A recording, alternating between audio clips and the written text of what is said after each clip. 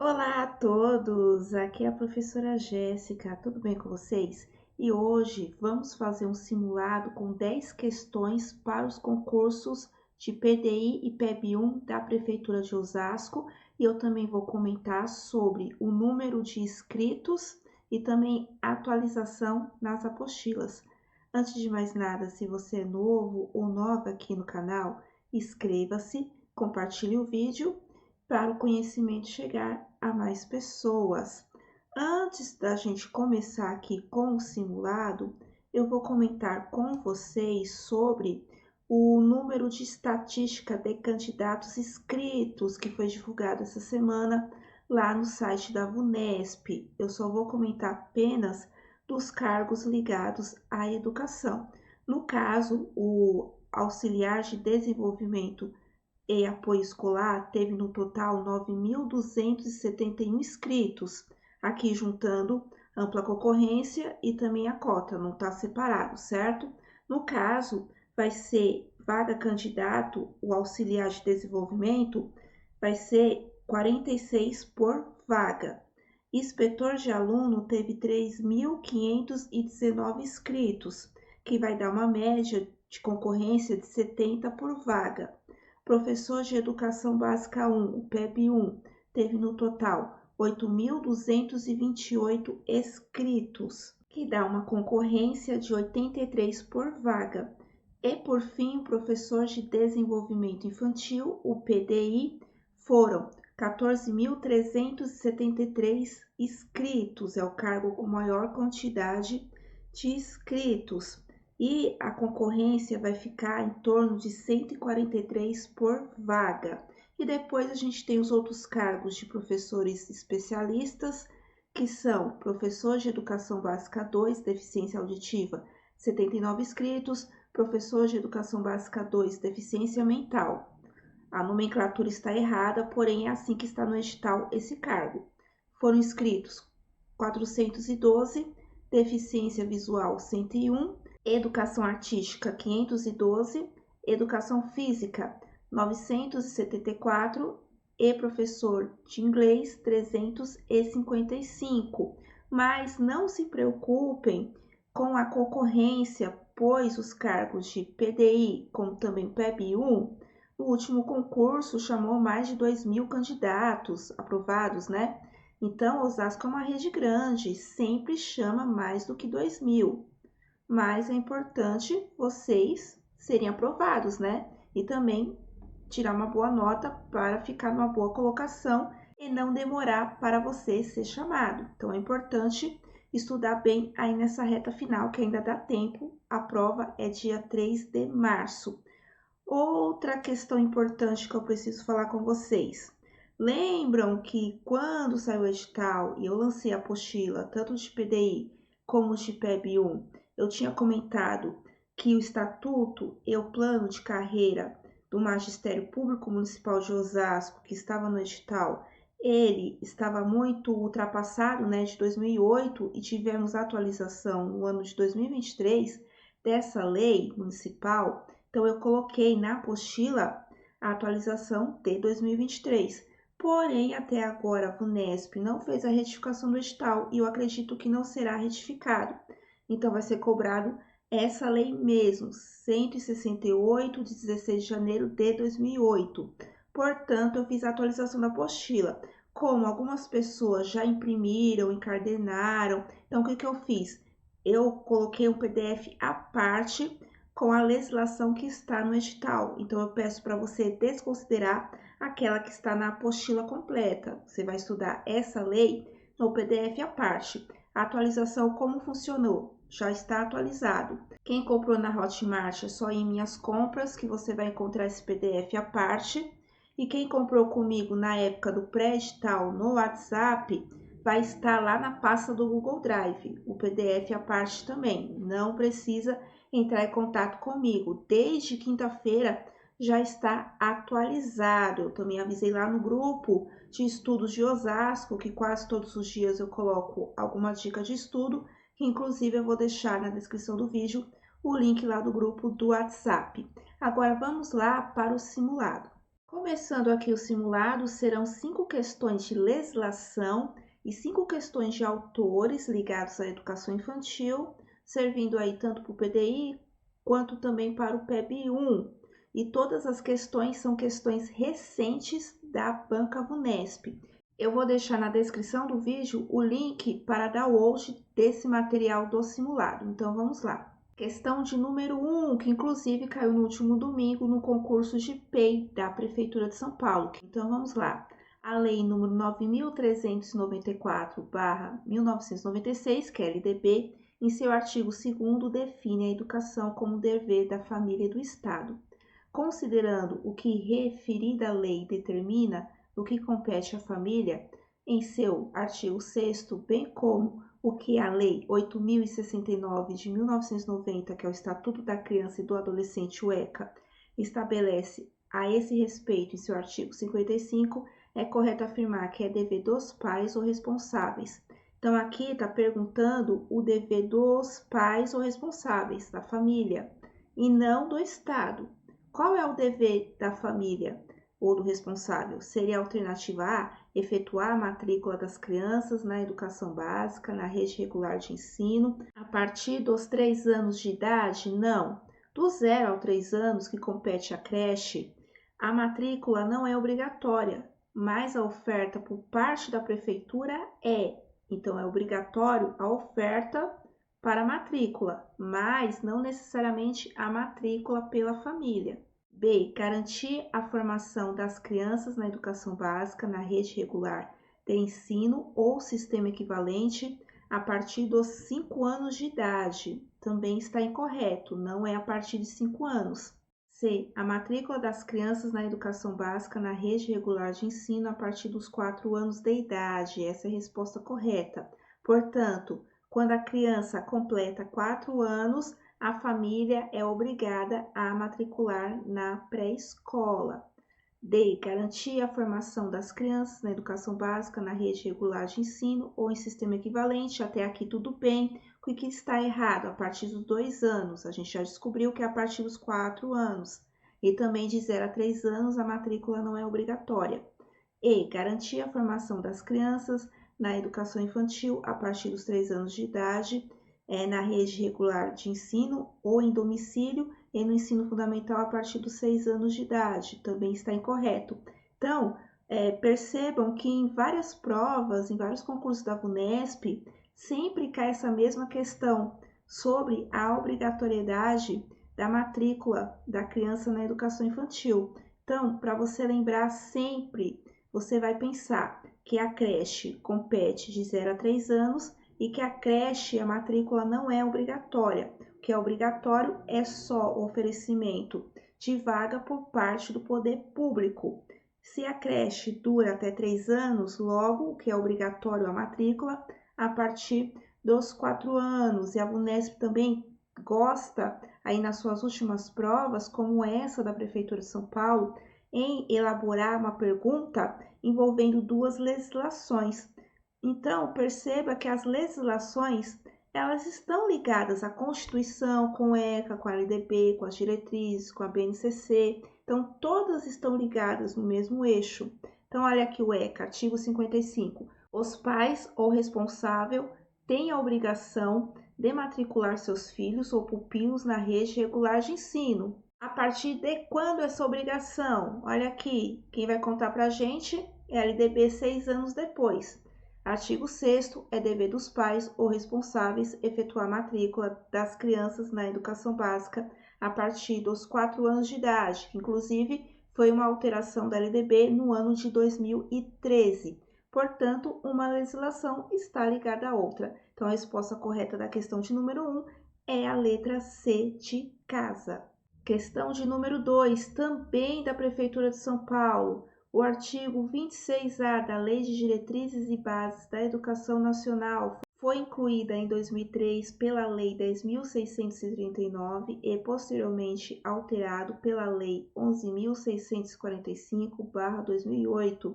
A principal novidade incorporada ao referido artigo pela legislação de 2008 é a como conteúdo obrigatório nos estabelecimentos de ensino fundamental e de ensino médio públicos e privados. Assinale a alternativa que preenche corretamente a lacuna. Então, o que preenche aqui a lacuna que eu esqueci de colocar? Mas qual é a novidade dessa lei 11.645 de 2008, que alterou a LDB? Seria a alternativa A, inclusão da história e cultura afro-brasileira? B, inclusão da história e cultura indígena? C, exclusão da educação religiosa? D, exclusão da educação moral e cívica? Ou E, inclusão da história e cultura quilombola? Vamos lá. A C, exclusão da educação religiosa, está errado.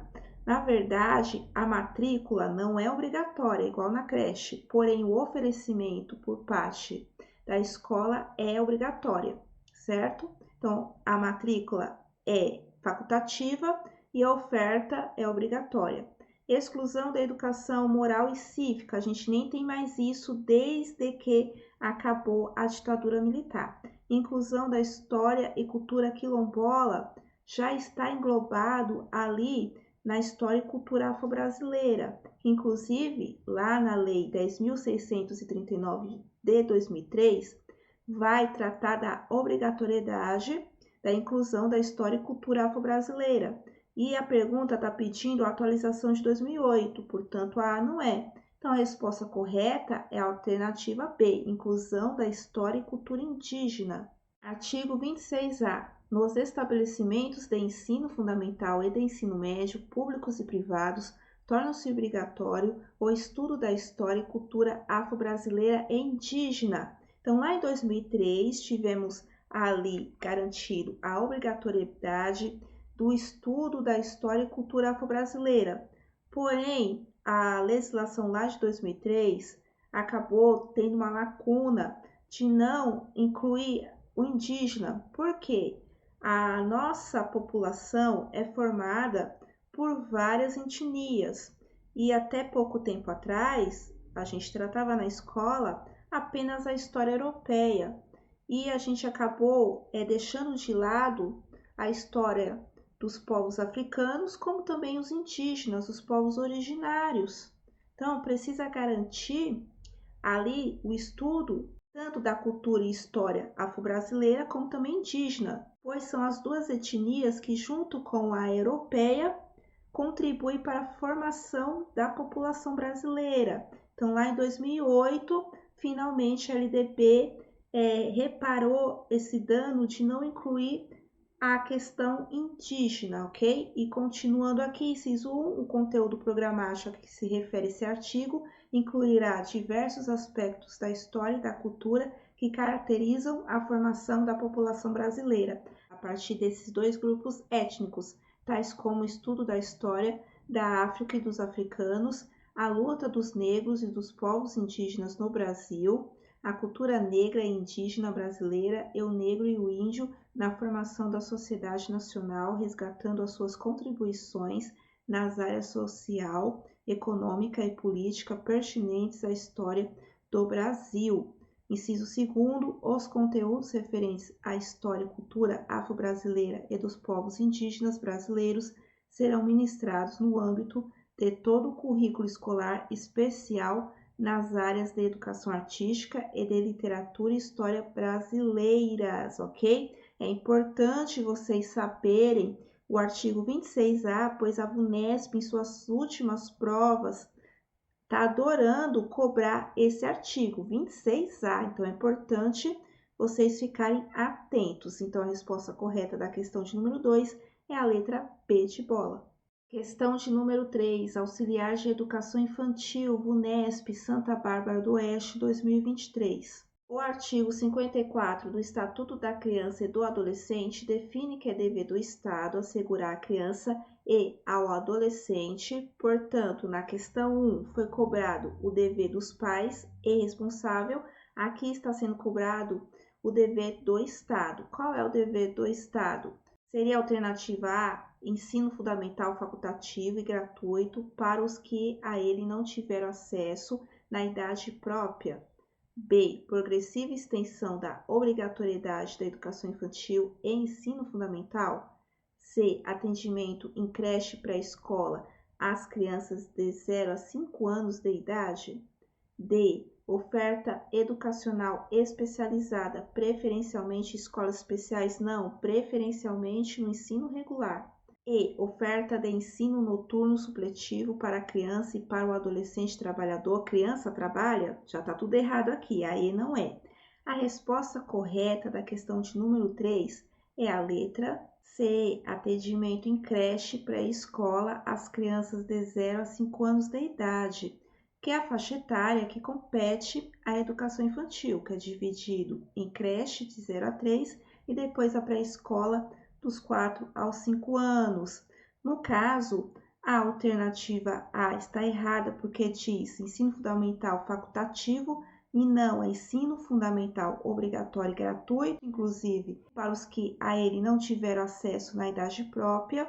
E a alternativa B está errada porque ela diz extensão, da obrigatoriedade da educação infantil e ensino fundamental, porém é extensão ao ensino médio. Então é importante vocês estudarem o artigo 54, que vai tratar de tudo que o Estado tem que assegurar na educação para a criança e o adolescente. Portanto, a resposta correta da questão de número 3 é a letra C de casa.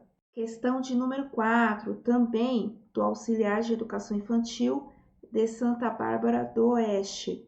O artigo 3º da Lei Federal 9.394, que é a LDB, estabelece com um dos princípios do ensino, seria a alternativa A, zelar pela frequência escolar, B, o direito público subjetivo, C, a obrigatoriedade escolar, D, a consideração com a diversidade étnico-racial, ou seria a letra E, a educação digital? Vamos lá. Alternativa A, o zelar pela frequência escolar é uma obrigação ali do estabelecimento de ensino. Direito público subjetivo é, na verdade, uma obrigação dos pais e responsáveis, assim também como a C. E a E, obrigação dos estabelecimentos de ensino, educação digital. Aqui a gente está tratando dos princípios, portanto, a alternativa correta é a letra D, a consideração com a diversidade étnico-racial. Portanto, a gente encontra lá na LDB os princípios no artigo 3º, que são 14 princípios. Gente, não dá para fazer uma prova de concurso sem saber de cor, na ponta da língua, os 14 princípios da educação brasileira. Se vocês não souberem os princípios da educação, vocês não conseguem responder outras legislações. Então, é importante saber que a resposta correta, que é a alternativa D, consideração com a diversidade étnico-racial. Então, mais uma vez, a VUNESP mostrando que tem várias questões em suas últimas provas, no qual a abordagem é essa questão étnico-racial. Então, a resposta correta da questão de número 4 é a letra D de dado. Questão de número 5, também de Santa Bárbara do Oeste. A educação infantil é a primeira etapa da educação básica. Acerca dessa etapa, a LDB estabelece corretamente que, então, quando se trata em relação à educação infantil, seria a alternativa A, deve ter carga horária anual de 600 horas? Não, é 800 horas. B, deve ser oferecido em pré-escola para crianças de 7 anos de idade? A gente já viu em outras questões que não, é a partir dos 4 anos. C, deve ser oferecido em creches para crianças até 5 anos de idade? A gente já viu que a creche vai do 0 aos 3 anos, então a letra C não é. D, tem como finalidade o letramento, a alfabetização plena da criança e a formação de leitores? A gente sabe que a educação infantil não é uma pré-escolarização para o ensino fundamental. Portanto, na educação infantil, não tem obrigação de alfabetizar as crianças. Isso fica lá para o ensino fundamental. O que a gente vai trabalhar na educação infantil? A função social da escrita e da leitura, o letramento no cotidiano, os livros, mas não a alfabetização em si. portanto, a resposta correta é a letra E. Tem como regra a avaliação mediante acompanhamento e registro do desenvolvimento da criança. Artigo 31. Avaliação mediante acompanhamento e registro do desenvolvimento das crianças sem objetivo de promoção, mesmo para o acesso ao ensino fundamental. Carga horária mínima de 800 horas distribuída por no mínimo 200 dias de trabalho educacional, atendimento à criança de no mínimo 4 horas diárias em turno parcial e 7 horas na jornada integral, controle de frequência mínima na educação infantil, 60%. E para fechar aqui, expedição de documentação que permita atestar os processos de desenvolvimento e aprendizagem da criança. Então é importante você ter de cor esse artigo 31, tanto para quem vai prestar o PDI, como também o PEB-1, já que o PEB-1 atribui a pré-escola. Então, é importante saber de cor o artigo 31. Então, a resposta correta da questão de número 5 é a letra E de escola. Agora, as próximas 5 questões serão de autores lá do edital do PDI. Essas questões foram retiradas da prova de 2023, do último concurso da Prefeitura de Pindamonhangaba. Então, vamos lá. Em 1902, ao percorrer as lojas de material escolar de Chicago, tentando encontrar mesas e cadeiras que fizessem as necessidades das crianças sob os pontos de vista artístico, higiênico e educativo, Jill teve grande dificuldade em encontrar aquilo que procurava. Um comerciante respondeu-lhe: "Receio não ter o que vocês desejam. Vocês querem carteiras em que as crianças possam trabalhar. Todas essas são para ouvir." Formosinho, Pedagogia da Infância. Com esse relato, Formosinho argumentava a favor, seria a alternativa A, de uma praxe pedagógica que opere com a limitação das formas de aprendizagem pela audição. Se a própria pergunta diz que Jill procurava mobiliários que ajudassem as crianças a trabalharem de maneira autônoma e não ser apenas ali uma transmissão de conteúdo, a criança só ouvindo, sem ser o protagonista, então a A não é. B, da subordinação previsível dos processos psicológicos aos vários contextos, também não. Jill não buscava algo previsível, tanto que ele não conseguiu encontrar ali as carteiras. C, da substituição dos currículos oficiais por currículos elaborados pelas próprias crianças em seus contextos de vida, também não. As crianças vão participar do currículo por o currículo ser um currículo vivido, mas não necessariamente só as crianças vão fazer o currículo. Também tem o protagonismo docente. D, de uma pedagogia da escuta e da observação como forma de construção de conhecimento, só da escuta e observação, mas a criança ela não participa em si desse processo de aprendizagem, ela não é protagonista? Ou seria a letra E, da interdependência entre o contexto e os processos de aprendizagem da pedagogia infantil, que é essa a resposta correta. E vocês encontram lá na página 24 do livro da Júlia Oliveira Formosinho, Pedagogia da Infância, dialogando com o passado, construindo o futuro, o papel do conceito de contexto no estudo dos processos psicológicos varia conforme as diversas teorias psicológicas, mesmo entre aquelas que se consideram ecológicas.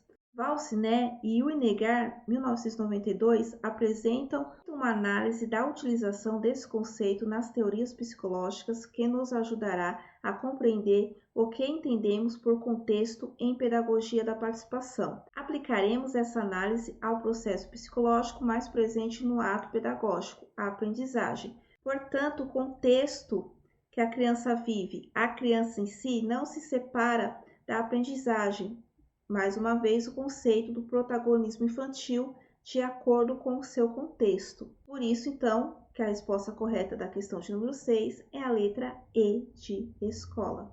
Questão de número 7. Em uma escola de educação infantil, a estagiária comentou com a professora: trabalhar com crianças pequenas é mais divertido, porque no espaço interno elas aprendem e no espaço externo da escola elas podem brincar. O comentário da estagiária, conforme a concepção de Ron Barbosa, 2021, sobre a organização e o planejamento do espaço na educação infantil, deve ser considerado. Seria a alternativa A correto, pois as crianças precisam gastar energia acumulada e a área externa é propícia para esse fim? Será? B. Procede, pois considerando a importância do brincar na educação infantil, o intervalo entre as aulas deve ser aproveitado ao ar livre. Educação infantil tem aula? C. Improcedente, porque a maior parte do trabalho deve ser aproveitada no espaço interno, no qual as crianças realmente aprendem só na área interna. D. Equivocada, porque o espaço externo é o lugar de educação em intercâmbio com o que ocorre nas salas e além dos muros da escola. Ou a alternativa E. Incorreto, pois como a aprendizagem não é a finalidade dessa etapa, a maior parte do tempo deve ser aproveitada no espaço externo. A resposta correta é a letra D. Tanto no espaço externo como interno é um intercâmbio para as crianças aprenderem, inclusive fora dos muros da escola, no território da escola. Portanto, o espaço externo não é apenas destinado ao recreio, mas também ao ambiente educativo, proporcionando oportunidades para aprendizado, exploração e interação social em vários espaços. Por isso que a resposta D é a correta. Portanto, o planejamento dos espaços vão e precisam ir além da sala de referência, outros espaços da escola e até mesmo do território da escola, fora dos muros. Então, a resposta correta da questão de número 7 é a letra D de dado. Questão de número 8. Na educação infantil, um dos momentos favoritos da professora Cláudia é a roda de histórias. Ela organiza o espaço com tapetes e almofadas, de modo que todos possam observar uns aos outros. Cláudia entende que as crianças precisam de conforto físico para desenvolver a imaginação, os afetos, as emoções. Com o fundamento em Oliveira, 2020, a professora explica que planeja assim esse momento porque na educação infantil, então conforme Zilma de Oliveira, seria a alternativa A, as atividades pedagógicas são um complemento da experiência principal, que são as ações do cuidar. Será que é só o cuidar? B, as ações do cuidar são um complemento da experiência principal, que são as atividades pedagógicas. C, o conforto físico ajuda a disciplinar os corpos das crianças para que elas sejam melhor preparadas para o ensino fundamental. Disciplinar os corpos com certeza está errado. D, as atividades de cuidado e as atividades pedagógicas são aspectos da mesma experiência. Ou seria a alternativa E, as atividades pedagógicas de cuidado se distinguem porque a primeira é responsabilidade da escola e a segunda é apenas da família? Não, o cuidar e educar é indissociável. A maioria aqui estudou para o concurso de P da Prefeitura de São Paulo, no qual a rede da cidade de São Paulo gira em torno da abordagem Pickler. Por mais que Osasco não gire em torno da abordagem Pickler, pelo menos aqui na bibliografia desse edital, as ideias se conversam. Então, a educação infantil, o cuidar e a educar são indissociáveis. No cuidar, a criança aprende e no aprendizado, no educar, a criança também é educada. Então, os dois estão na mesma experiência. Portanto, a resposta correta é a letra D. Essa resposta destaca a integração entre as atividades de cuidado e as atividades pedagógicas na educação infantil, mostrando que ambas fazem parte de uma experiência única no desenvolvimento das crianças. O conforto físico proporcionado pelo arranjo com tapetes e almofadas contribui para o desenvolvimento da imaginação, dos afetos e das emoções, integrando o cuidado e aprendizagem. Portanto, a resposta correta da questão de número 8 é a letra D de dado. Questão de número 9. Para trabalhar matemática na educação infantil, a professora Carla propôs às crianças um jogo de boliche. Antes de iniciar o jogo, foi preciso dividir coletivamente a organização do jogo, onde e como colocar as garrafas, quem joga primeiro, qual a ordem dos jogadores, Iniciando o jogo, as perguntas passaram a ser outras. Quem fez mais pontos? Quem fez menos pontos? Quantos pontos cada criança fez? No entendimento de Smoley, essa perspectiva de trabalho com a matemática na educação infantil tem como característica, seria a alternativa A, valorizar mais a forma de aprender e menos o conteúdo? Seria a letra B, priorizar o conteúdo como uma forma mais adequada? Seria a alternativa C, desenvolver conceitos preparatórios para o ensino fundamental? Já conversamos aqui que a educação infantil não é um preparatório para o ensino fundamental, então a C não é. D, substituir a aprendizagem formal por jogos? Ou seria a letra E, ampliar o conceito de problema e saber problematizar? A resposta correta da questão de número 9 é a alternativa E. Essa abordagem destaca a importância de atividades que envolvam questionamentos, organização coletiva e resolução de problemas, como o jogo de boliche proposto pela professora Carla. Ao ampliar o conceito de problema, os alunos são incentivados a pensar criticamente, desenvolvendo habilidades matemáticas de maneira significativa e contextualizada. Portanto, na educação infantil, a gente não vai ensinar cálculos matemáticos, mas por meio dos jogos, das brincadeiras, a gente vai incentivar o pensamento crítico e a habilidade de resolução de problemas. Então, a gente vai incentivar o pensar dessa criança e elas mesmas também de se organizarem em grupos e pensar a resolução de problemas. Então, a resposta correta da questão de número 9 é a letra E de escola. Questão de número 10. Antes da gente resolver essa última questão, só lembrando que eu tenho a apostila tanto para a PDI como também para professor de Educação Básica 1, PEB 1.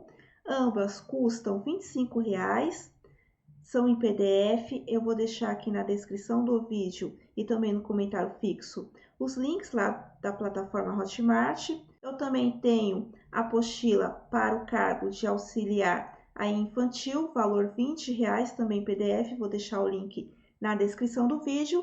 E para quem procura, algumas pessoas me procuraram perguntando se eu ia fazer curso para Osasco, igual eu fiz para a Prefeitura de São Paulo. Não, eu não vou fazer, mas eu tenho para indicar o Já Passei Educação, que eu vou deixar na descrição do vídeo o link que vocês já vão ter os 15% de desconto e é um curso 2 em 1. Olha que legal! O curso serve tanto para o PDI quanto para o PEB 1, tá? Na promoção, 15% de desconto com o meu link que eu vou deixar na descrição do vídeo. Então, vamos lá para a questão de número 10. Jussara Hoffmann, no texto Avaliação Mediadora, indaga como superar o descrédito de muitos professores relativos à sua perspectiva de avaliação enquanto ação mediadora. Com fundamento no referido texto, assinar a alternativa que expressa corretamente a concepção de Hoffmann sobre a avaliação mediadora. Seria a alternativa A, transmissão, verificação, registro para facilitar a assimilação do conhecimento pelos alunos? Não, essa palavra transmissão não tem nada a ver com a avaliação mediadora. B, escrita, anotação e reprodução nas provas dos conteúdos acumulados historicamente pela humanidade? Seria a alternativa C, ação, movimento, provocação na tentativa de reciprocidade intelectual entre os elementos da ação educativa? Seria a alternativa D, memorização, compreensão, análise para reprodução de competências, habilidades e conhecimentos? Não é a memorização que a gente busca no ato da avaliação. Ou seria a alternativa E, modificação de comportamentos, organização dos estímulos adequados para o desenvolvimento pleno do educando? A resposta correta da questão de número 10 é a alternativa C. Essa alternativa destaca a ideia de avaliação como uma ação que envolve movimento, provocação e busca por reciprocidade intelectual entre os elementos da ação educativa. A avaliação mediadora, conforme Hoffmann, não se limita a uma transmissão unidirecional de conhecimento, mas busca uma interação ativa entre professores e alunos no processo de aprendizagem. Portanto, as crianças participam do ato de avaliação e também vão refletir junto com o professor ou a professora. Não é algo só da professora a questão da avaliação, envolve também o aluno. Portanto, a resposta correta da questão de número 10 é a letra C de casa. E só para fechar aqui, a gente viu que os principais temas aqui dos autores que estão sendo cobrados na VUNESP nas últimas provas está girando em torno da avaliação, em torno do planejamento, em torno do protagonismo infantil, da reinvenção do trabalho docente. Então, nos seus estudos, você precisa seguir a linha dessas temáticas, beleza? Deixa aqui nos comentários quantas questões você acertou e se você está aí estudando, como é que está aí sua preparação para Osasco. Bom, eu espero ter ajudado. Até a próxima. Tchau!